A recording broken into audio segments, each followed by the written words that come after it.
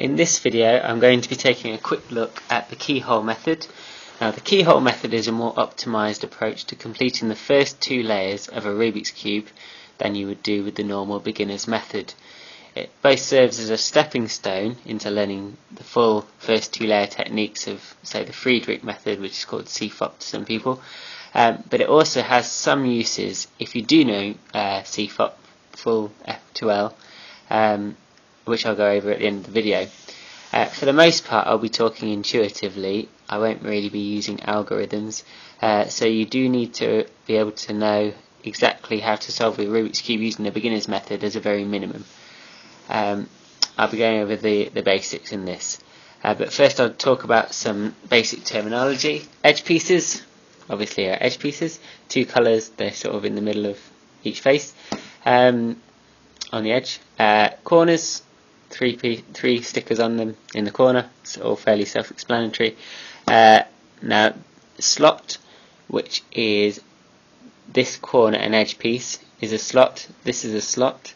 This is a slot. These two, because you've already solved your cross at this point, hopefully, and you're just completing the F to L, the first two layers, which means you need to put these two pieces in place, these two, and these two, and each one of these is called a slot, and a keyhole.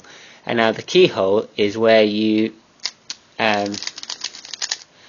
need to insert one of the two pieces, but the other is already in the slot. So in this case the keyhole is trying to fill this edge slot with the right piece. You've already got the corner in place. Okay, so there are two basic approaches to the keyhole method. There's two ways to do it. It depends which one you like best as to which one you would do. The first being corners first.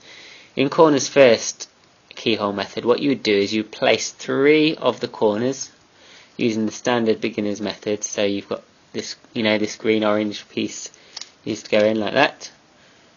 You want to put the white green red piece in using the standard method, and you see you've completed three. Now what you would do is you would use the spare corner, this slot, to insert all the edges that you haven't yet done. So you look for, say, the green orange piece is here. You'd move the corner under it that you've not done, so you can move it out. You then line it up with the slot that it needs to go into. So in this case it needs to go in between this green and orange, so the corner is under it. Don't worry about messing up the D layer. You just need to make sure you move the D layer around at the appropriate time, and then you'd insert it with a simple LUL or RUR, which basically just involves moving the slot up, lining it up with its colour and putting it in. And then you can move on to the next one. So we need the green red piece there, that is over here. So you move the corner under the green red piece.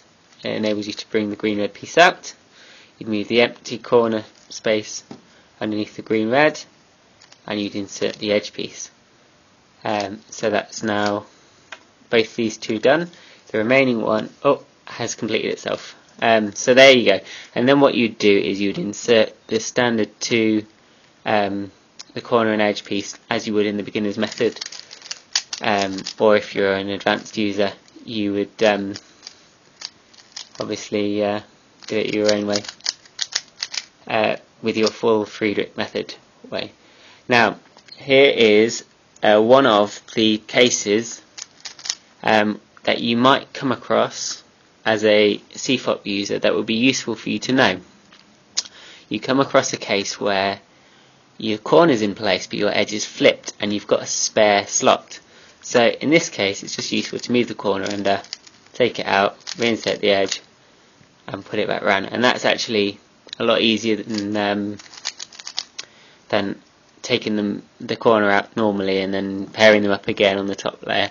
So if you're a normal Rubik user, then that's quite a useful little technique.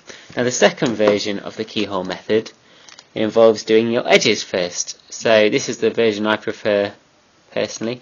What you do is you'd insert the edges by moving the slot up, lining up the colour and bringing it down. You do three edges. It's very similar to what we just did. 1, 2 and 3. and then you would use this slot where you've not got the corner in place to place all the corners. So in this case you want the red green, so you etc. So that's in, and then in this case you want the red blue, which is, I don't know where that is, hang on. It's underneath. Okay, yeah. There you go, that's that one, and you would want the blue and orange piece of corner, which is there. Move it around and insert it, and that would help you complete 3/4 of the first 2 layers. Now the reason this is quicker is because in simple, raise the slot up and put it back down is a lot simpler than the standard beginner method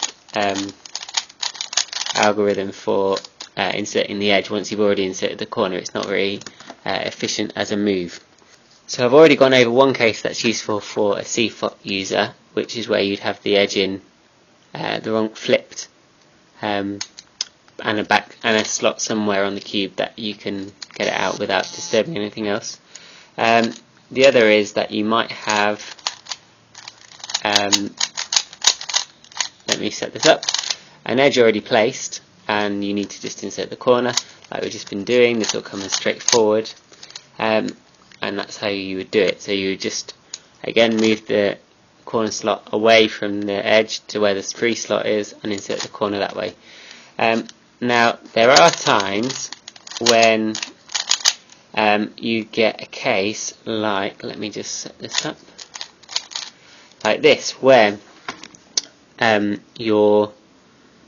you've got there are some times when you get a case like this where you need to place this edge and this corner, and basically this is just a different F2L case. So you would find the orange-blue edge and the green-orange corner. You would line them up so that they don't match, put them in as normal, so like that, and then you can move it around and you've actually managed to multi-slot and solve two F2L slots in one go. So that's quite a lot more advanced. It takes a while to learn to see that, but if you can use that in your solve, then good for you. So that is a very brief introduction to the keyhole method. If you found this video useful, please feel free to subscribe, and thanks for watching.